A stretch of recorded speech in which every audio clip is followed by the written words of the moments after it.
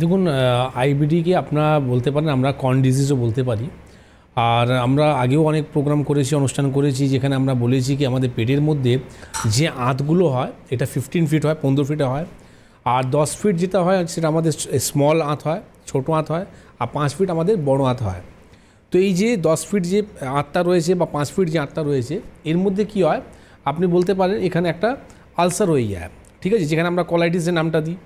তো এই যে আলসারটা হয়ে যাওয়ার পর কি হয়, অনেক সময় আপনি দেখবেন পেটের মধ্যে কিন্তু যন্ত্রণা হয়, নাভির দিকে কিন্তু যন্ত্রণা হতে চালু হয়ে যায়। এটা যদি আপনার স্মল আঁতের মধ্যে যদি আপনার আলসার হয়ে থাকে।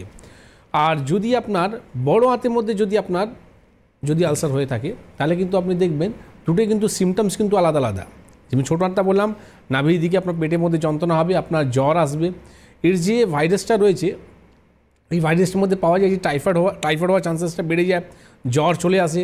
আবার দেখবেন স্টুল অত্যধিক মাত্রা হতে চালু হয়ে যায়, মানে যে হিসাবে আপনি খাওয়া দাওয়া করছেন সেই তুলনা অনুযায়ী আপনার স্টুলটা কিন্তু বেশি হয়ে যাচ্ছে। যার ফলে কী হচ্ছে, আপনার শরীর উইক হয়ে যাচ্ছে, মানে আপনার ভিটামিনের অভাব হয়ে যাচ্ছে, আপনার প্রোটিনের অভাব হয়ে যাচ্ছে। আর তার সাথে সাথে ভিটামিন ডি অনেক সময় দেখা যায় সেখানে কমে যায়, যার ফলে আপনার পায়ের মধ্যে সোয়েলিং আসতে চালু হয়ে যায়। তো এটা হচ্ছে সিমটমস স্মল আঁতের মধ্যে যদি আপনার কর্ন ডিজিজ যদি হয়ে থাকে। এবার যদি বড় আঁতের মধ্যে যদি হয়ে থাকে, সেখানে কি হয়, সেখানে কিন্তু অদ্ভুত ব্যাপার রয়েছে, যেখানে আপনার স্টুল হতে চায় না। এখানে কি হবে, আপনার যে স্টুল যেতে যাবেন আপনি কিন্তু খুব কম মাত্রায় যদি স্টুল হবে, আপনার গ্যাসটা কিন্তু পাস হবে না, যার ফলে কিন্তু কি হয়, আপনার অনেক সময় পেটে কিন্তু যন্ত্রণা হতে চালু হয়ে যায়। তো দেখুন, যে কোনো রোগ, আজকে আমরা এত বুক ফুলে প্রোগ্রামটা যে করি, বুক ফুলে যে আমরা একটা ডিজিজ ব্যাপারে বলি, একদম ইজি ওয়েতে বলে দিই কি কোনো ডিজিজ বলে হয় না। আজকে সুগারের জন্য বলুন, আজকে যদি আপনি পার্কিনসনের জন্য বলুন, তো বিভিন্ন রকম যে ডায়াগনোসিসটা রয়েছে, আপনি পোস্টেডের জন্য বলুন, আমরা বারে বারে বলেছি এইসব রোগ কিছু রোগ নয়।